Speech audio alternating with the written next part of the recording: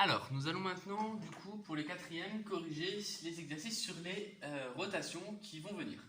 Donc, on nous propose, du coup, un hexagone A, B, C, D, E, F, qui est composé de 6 triangles équilatéraux. On considère des rotations de centre O, donc le centre, c'est le centre de l'hexagone, et on va se poser la question, on va partir du triangle AOB, et quand on va faire une rotation de centre O avec un certain angle, donc le départ c'est ici, où est-ce qu'on va atterrir? Donc c'est vraiment l'image d'une rotation, donc là reconnaître encore une fois l'image d'une rotation. Nous allons tourner dans le sens contraire des aiguilles d'une montre, c'est-à-dire le sens aussi dit anti-horaire ou trigonométrique, donc je le rappelle, le sens là. Donc il faut savoir, donc petite propriété sur les triangles équilatéraux, c'est que donc c'est une question que je voudrais poser. Quelles sont les propriétés sur les angles que vous connaissez? Donc généralement ce qui ressort c'est que, je laisse un peu réfléchir, la somme des angles d'un triangle fait 180 degrés, ok? Et on sait que dans les triangles équilatéraux, il y a une propriété qui nous dit justement, une propriété d'ailleurs directe et réciproque, qui nous dit que tous les angles ont la même mesure. Donc si la somme fait 180 et que tous ensemble ça fait 180 et que chacun mesure de la même façon, enfin la même mesure, donc ça signifie qu'en divisant 180 par 3, on obtient la mesure de chaque angle d'un triangle équilatéral, c'est-à-dire 180 divisé par 3, 60. Donc une propriété essentielle à retenir, et une propriété de cinquième, il me semble, c'est que tous les angles d'un triangle équilatéral mesurent 60 degrés, et réciproquement, si dans un triangle les trois angles mesurent 60 degrés, ça devient un triangle équilatéral. Donc ici, on n'a que du 60 partout.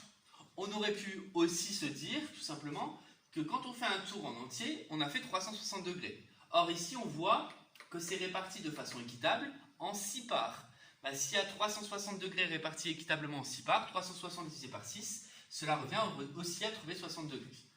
L'un ou l'autre, comme argument, fonctionne. On veut donc, du coup, on se pose la question, donc si on tourne autour du centre O, le triangle AOB, de 60 degrés, où est-ce qu'on arrive? Déjà, on va faire de nouveau point par point. Déjà, O, le centre de la rotation, ça c'est vrai que je ne l'ai pas dit en cours et ça me permet maintenant de le dire, c'est que quand on cherche à faire une rotation autour du centre, on ne bouge pas, d'accord? Le centre reste fixe, ce qu'on appelle un point fixe. Donc l'image de O par la rotation de centre O, peu importe l'angle, ça sera O.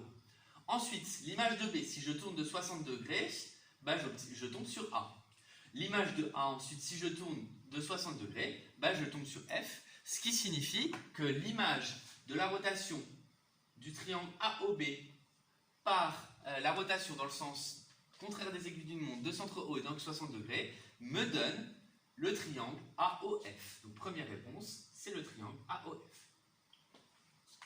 Maintenant, si je le fais d'angle 240 degrés, ça va être le même principe, sauf qu'il faut se demander si 240 degrés, c'est combien de fois 60?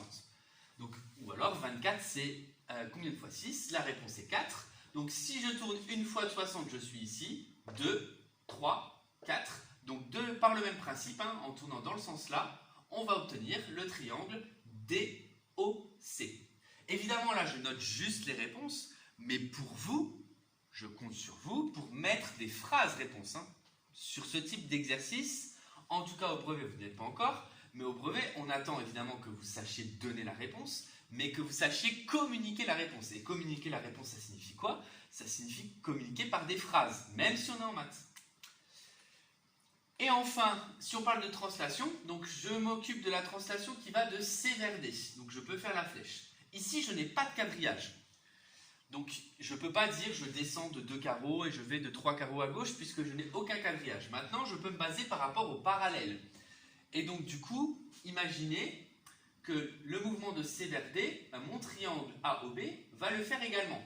Et donc va le faire suivant des parallèles et notamment suivant des parallélogrammes. Et donc quand on a tous des côtés de même mesure, on est dans le cas d'un losange, c'est-à-dire d'un parallélogramme particulier.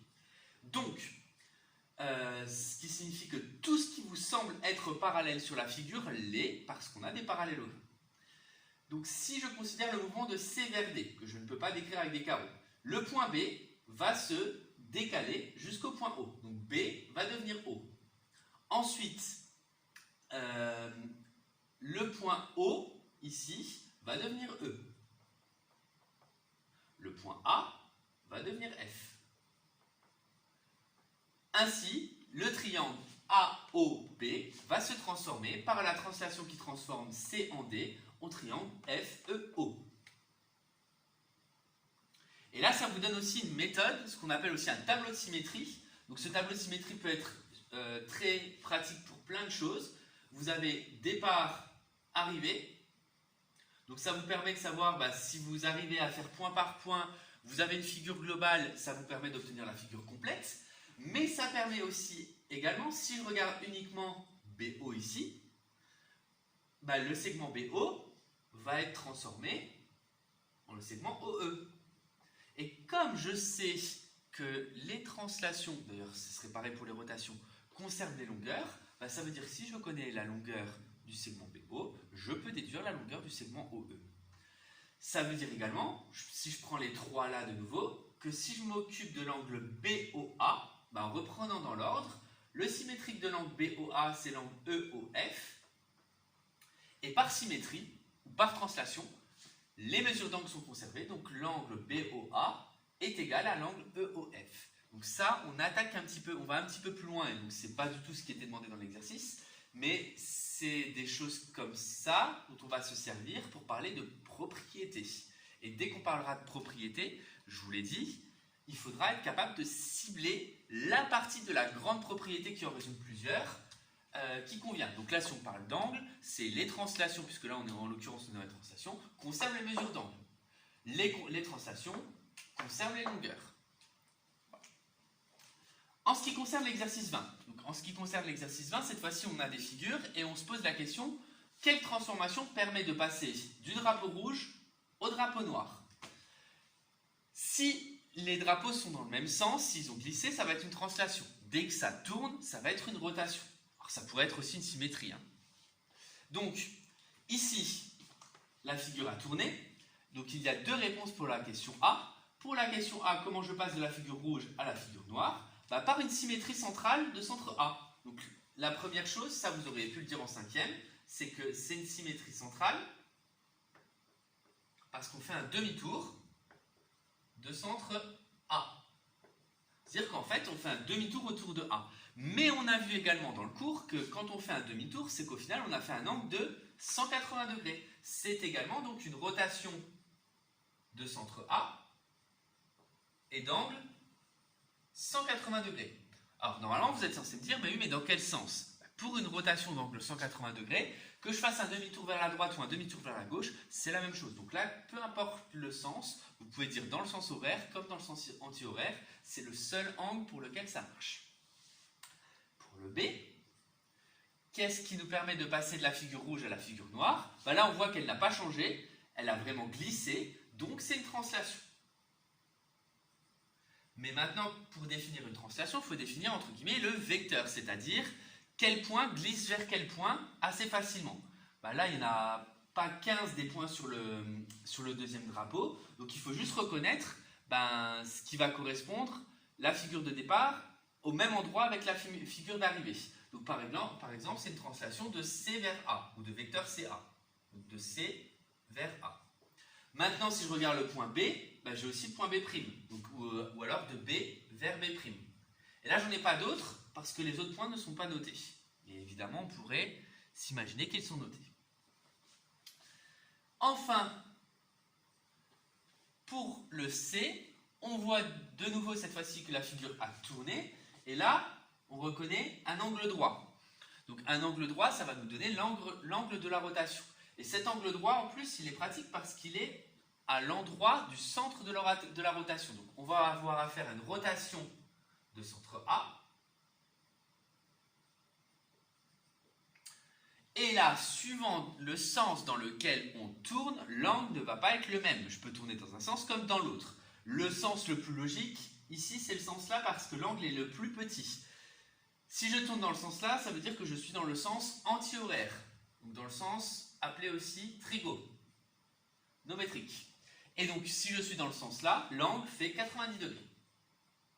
Maintenant, si je tourne dans le sens là, c'est le complément de 90 pour aller à 360, c'est-à-dire faire de l'autre côté. Et donc ça veut dire que c'est une rotation dans le sens horaire de centre A d'angle 270. Donc les deux réponses étaient valables. Donc là, quand il vous marque préciser le centre et l'angle, il faut également penser à préciser le sens quand c'est une rotation. Voilà donc pour ces exercices 19 et 20 qui parlent principalement de rotation. Et vous voyez les rotations, au final, vous n'avez pas trop à en tracer. Alors vous allez avoir une feuille d'exercice où il faut quand même s'entraîner à en tracer, mais je sais que voilà, c'est long. Donc je veux que vous maîtrisiez la technique et jusqu'à présent, je n'ai pas encore vu d'exercice brevet, comme je le dis au troisième quand on en parle, qui vous demande de tracer ces transformations. Mais on ne sait jamais, ça peut venir un jour, donc c'est pour ça qu'on le travaille aussi. Ensuite, après les exercices 19 et 20, on va voir l'exercice 26. Donc c'est aussi de la reconnaissance de rotation.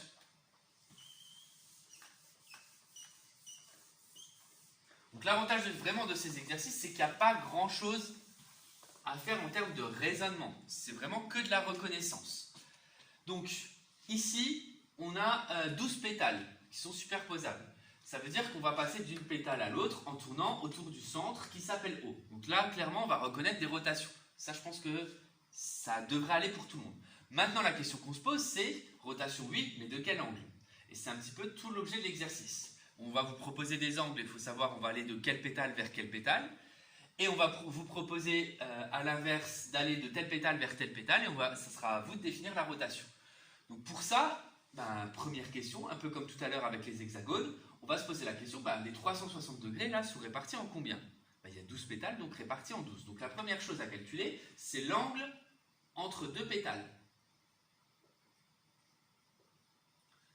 Et j'ai répondu plus ou moins oralement. S'il y a 360 degrés au total, qu'il y a 12 pétales, on calcule donc 360 divisé par 12. Donc 360 divisé par 12, ça nous donne du 30 degrés. Donc, 30 degrés, c'est l'angle entre deux pétales. Maintenant, je parle, donc dans la question 1, on me dit, par la rotation de centre O, donc là, ok, et d'angle 120 degrés. Donc 120 degrés, ça veut dire qu'on va faire 4 fois 30. Donc 120 degrés, c'est bête à écrire ça comme ça, mais ça permet de savoir qu'on va passer d'une pétale et qu'on va tourner 4 fois. Donc 4 fois 30, on se pose la question si je pars de 1 et que je vais dans le sens des aiguilles d'une montre. Donc je rappelle que le sens des aiguilles d'une montre, c'est le sens comme ça.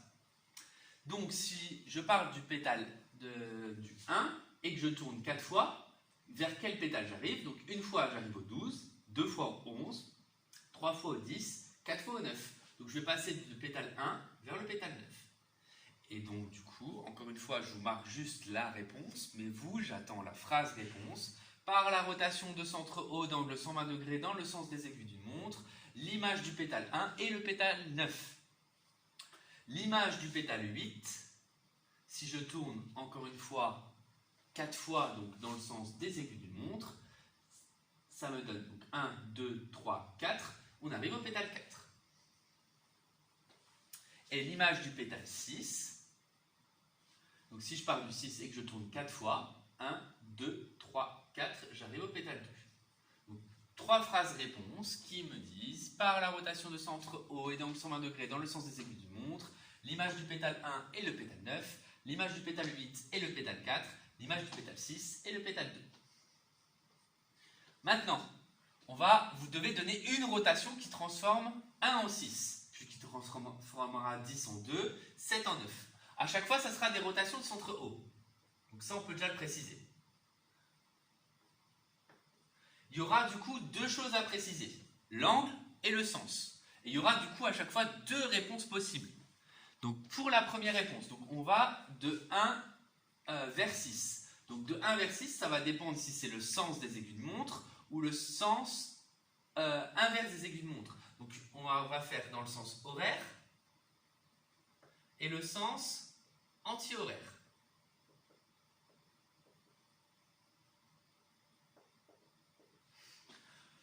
Donc si je vais du 1 vers le 6 dans le sens horaire, donc le 1 il est ici, le 6 il est là, donc je vois déjà que j'ai fait déjà plus qu'un demi-tour, donc plus que 180 degrés. Je rajoute combien à 180 degrés? Je rajoute 30, donc normalement ça devrait être 210 degrés.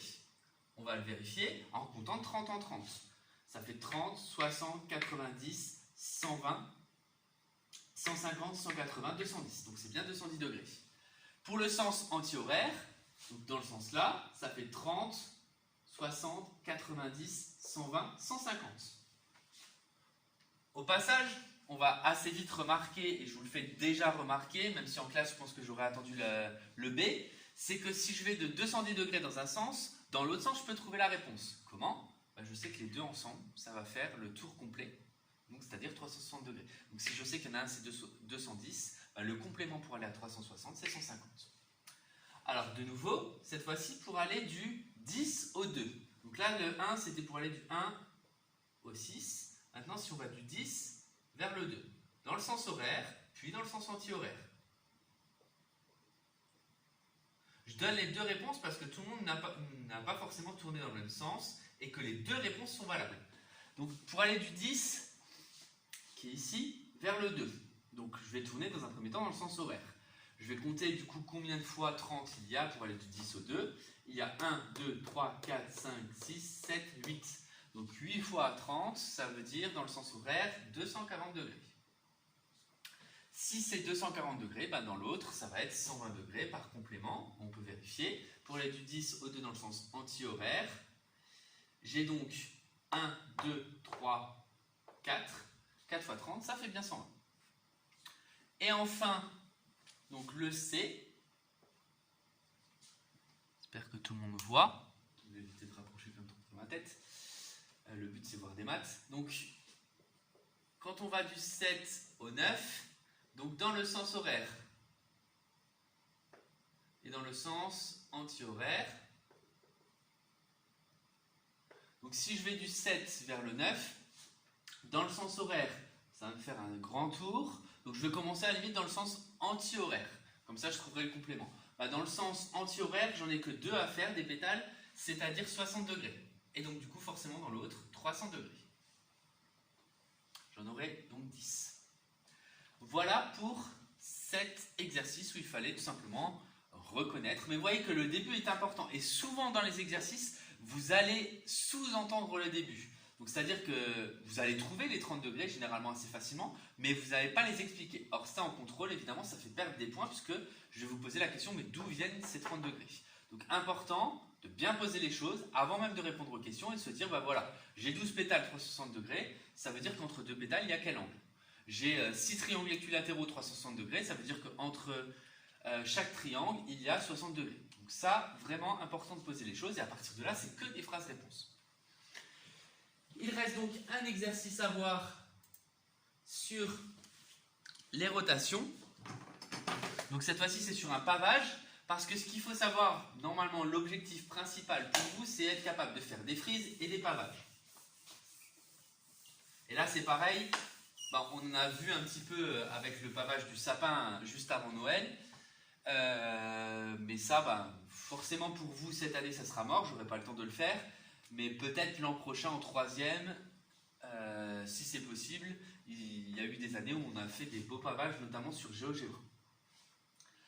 Alors, on propose donc du coup un pavage. Pourquoi c'est un pavage? Parce que c'est la même figure qui se retrouve, pas forcément dans le même sens, mais qui collées les unes aux autres, remplit toute la feuille. Et là on voit du coup en effet une sorte de lézard de différentes couleurs, de 2 couleurs, dans différents sens, qui, collés les uns aux autres, ne forment que des lézards, et donc ça, c'est vraiment la définition d'un pavage. On considère maintenant la rotation de centre A est donc 90 degrés, donc 90 degrés angle droit, dans le sens des aiguilles d'une montre. Donc dans le sens des aiguilles d'une montre, je le rappelle, c'est ici. Donc du coup, on veut, la rotation de centre A transforme par cette horaire. Okay. Elle transforme, donc on vous le dit quand même, elle transforme 6 en... Donc si on tourne dans le sens des aiguilles d'une montre, 6 est transformé en 1. Donc ça, on aurait très bien pu vous le demander. Je ne sais pas pourquoi on vous le marque. Et par cette rotation, donc de centre A et dans 90 degrés dans le sens des aiguilles d'une montre, on vous demande quelle est l'image du lézard 9. L'image du lézard 9, je tourne encore dans le sens donc, des aiguilles d'une montre, c'est-à-dire dans le sens là, le 9 devient 10. L'image du lézard 5, alors l'image du lézard 5 par la rotation de centre A, Donc là, on sort du cercle ici. Donc pour trouver l'image du lézard 5, il faut s'imaginer qu'on va faire tourner ce lézard par rapport à un angle droit. Et donc du coup, par exemple, si on prend ce point ici, il faut retrouver du coup l'image de la pointe de la queue. L'image de la pointe de la queue par cette rotation, on se retrouve ici par rapport à un angle droit. Ensuite, on pourrait faire la même chose avec la tête, parce qu'on pourrait se dire, bah, ok, c'est la queue, mais ça peut être le 3 ou le 2. Donc si je fais encore avec la tête du lézard 5, et que je fais un angle droit, j'atterris ici, et donc du coup, ça me donne bien le lézard 2. Donc ça, c'est un peu plus difficile à voir, parce que la rotation, elle n'est pas collée au centre. Quand c'est collé au centre, c'est plus facile, mais là, pour le coup, c'était pas collé au centre. Donc l'image du lézard 5, qu'est-ce que j'ai fait? J'ai pris 2 points de référence. J'ai fait un angle droit, puisque 90 degrés, c'est facile à reconnaître. J'ai tracé un angle droit pour voir à peu près où est-ce que ça arrivait. Et donc, du coup, l'image du lézard 5, ça donne le lézard 2. Ainsi, il faut donner une rotation qui transforme 6 en 3. Donc, cette fois-ci, je sais que 6 va se transformer en 3. Il va falloir trouver le centre. Et il va falloir trouver l'angle et le sens. Donc, le sens, c'est forcément lié à l'angle. Donc je vais effacer les traits de construction que je viens de faire pour ne pas les cacher. Donc 6 devient 3. Donc il est juste ici. Donc 6 et 3, ils sont juste là. Donc soit, si je tourne dans le sens anti-horaire,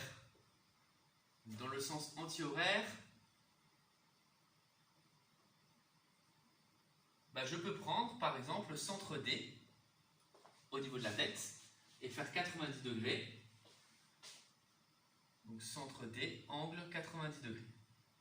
Ou alors, je peux tourner très bien dans l'autre sens, et dans ce cas, ça donnera 270 degrés. Ensuite, 1 en 10. Alors, le 10, il est là. Le 1, il est là. Donc là, clairement, c'est un demi-tour. Encore une fois, demi-tour par rapport à leur queue. Donc du coup, ce qui signifie que ça devient donc une symétrie centrale, si on veut.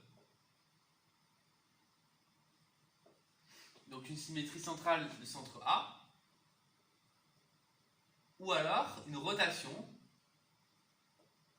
centre A, angle 180 degrés. Et comme auparavant, quand on a une symétrie centrale ou une rotation de 180 degrés, il n'y a pas besoin de préciser le sens.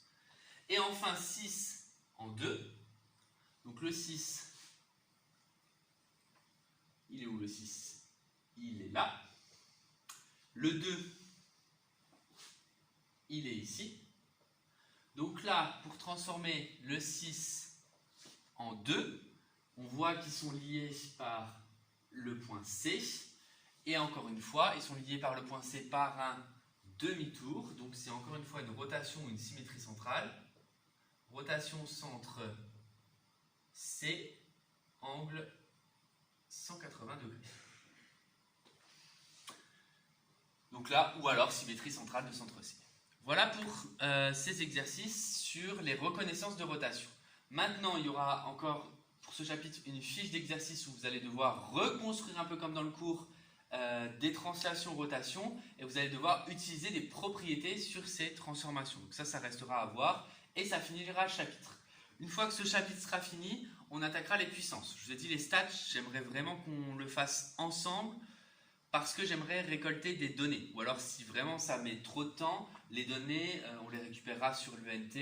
J'aurai des questions à vous poser comme combien de temps vous mettez pour prendre votre petit déjeuner, quelle est votre taille, combien de consoles vous avez, voilà, des questions qui vous concernent et que j'aime bien étudier de façon précise par classe, comme ça change un petit peu les données. Voilà, je reviendrai sur le chapitre stats plus tard.